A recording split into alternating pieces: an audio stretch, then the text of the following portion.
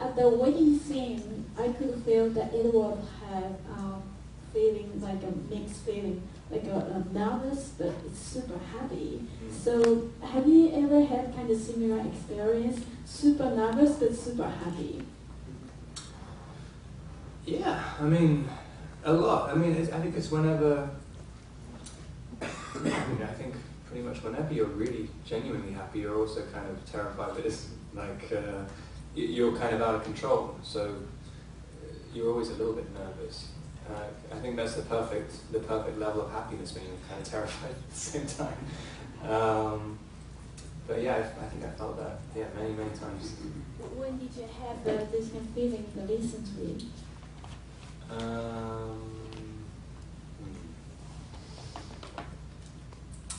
God, I can't even think.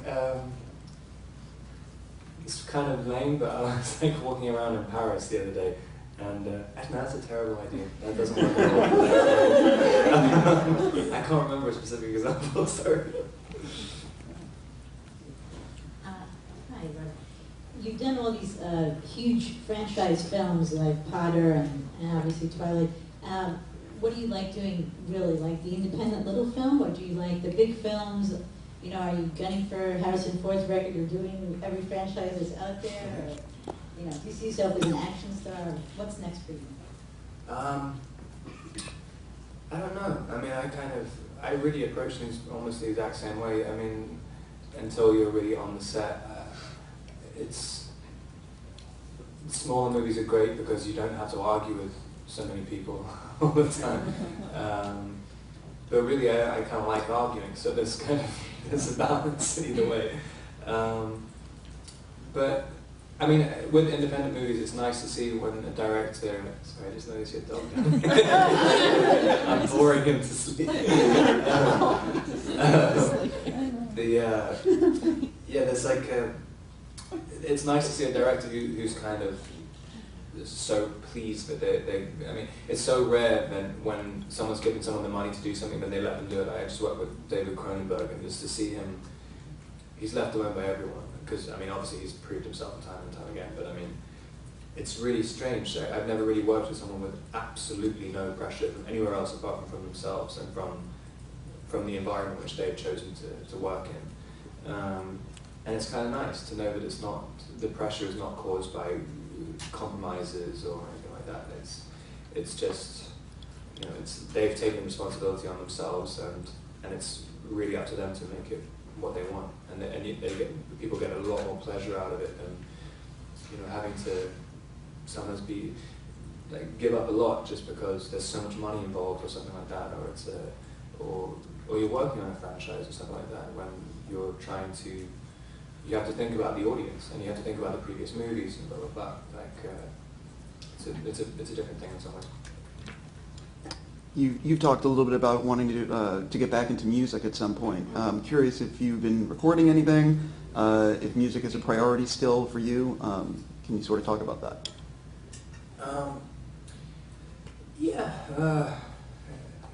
I mean, I record stuff a lot, but I don't know if I don't know. There's something about doing movies. I can handle the criticism because you can always blame it on someone else. There's hundreds of people to blame it on. But with music, I mean, as soon as you put something out there, you're basically. I mean, really as well, because everyone judges it. If you're an actor and you've kind of made some money and stuff, you're basically only putting an album out there for people to judge it.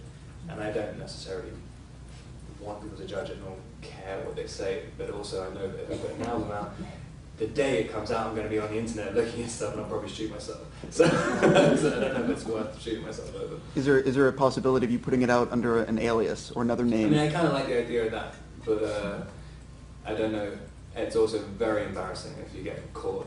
Hey, Ron, over here. Angela Dawson, Entertainment Newswire. I wanted to ask you about, you guys were immortalized earlier today, and I just wanted to find out how do you feel about having your handprints, footprints, I'm not sure which ones you did, probably both. How do you feel about that? And can you remember the first time, your first experience here in Hollywood and what it was like for you? And what does this mean, this mean to you today? It's kind of great. I mean, I stayed at the Magic Castle like the first few times I stayed. I came to LA when I was like 17, and I used to walk down there all the time and kind of had no idea that Hollywood Boulevard looked the way that it does and stuff. But I mean, and that was totally unemployable and everything. I mean, it wasn't even in the realm of any kind of understanding, and it still isn't. I mean, at all. I mean, I don't really feel like I've even done it. I mean, I feel like, I don't know, there's just this wave that happened and I'm just on it, and I don't know, I've never really had any kind of, it's difficult. I feel like I'm going to feel the personal connection in like 20 years from now. I mean, I feel like now it's just all part of the same thing. I mean, I was kind of embarrassed when I did it because I messed it up and I like stood on my own handprint and stuff. Like, the one handprint which is like messed up or whatever. But it's, I mean, it's incredible. It's like, it represents something amazing, and I find it's totally ridiculous, and it's, I don't know. I don't even know how to feel about it. It's just kind of mind blowing. Just one last question, guys. This is it. Rob, hi. Elizabeth Sneed with the Hollywood Reporter. You and several of the cast members experienced a very elaborate, extravagant wedding. Did you talk with any of your cast members about whether or not you guys would ever want to have one of those in your own life, or if you wouldn't want an elaborate wedding? I don't know. I mean, it's kind of, it does seem like a bit of a hassle. It is. I don't know.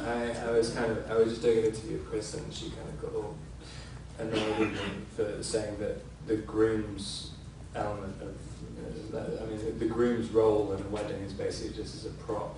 You just and you kind of, I mean, even playing the part, you kind of realize, like, I mean, it's such a clear indication of whose day it is when you're standing at one end of the aisle and the entire congregation is looking at you, and you're in the same suit as every other guy in the place. You're just kind of waiting there. And she's in a princess dress walking down. I mean, it's really just, I mean, any guy who tries to get involved in organizing a wedding or even has an opinion on, like, of what the wedding should be, then they're kind of ridiculous. I mean, it's really, it's you know, it's whatever your wife decides to do. So that's a no? What, doing a fancy one? Yeah. I mean, I really don't mind. I mean, it's kind of, I just don't want to have to wear a silly outfit. I mean, that's the only thing that you have to think about. Thank you. Thank you. Okay. Okay. Thanks very Cool. much, Thank you. everybody. Thanks. Okay.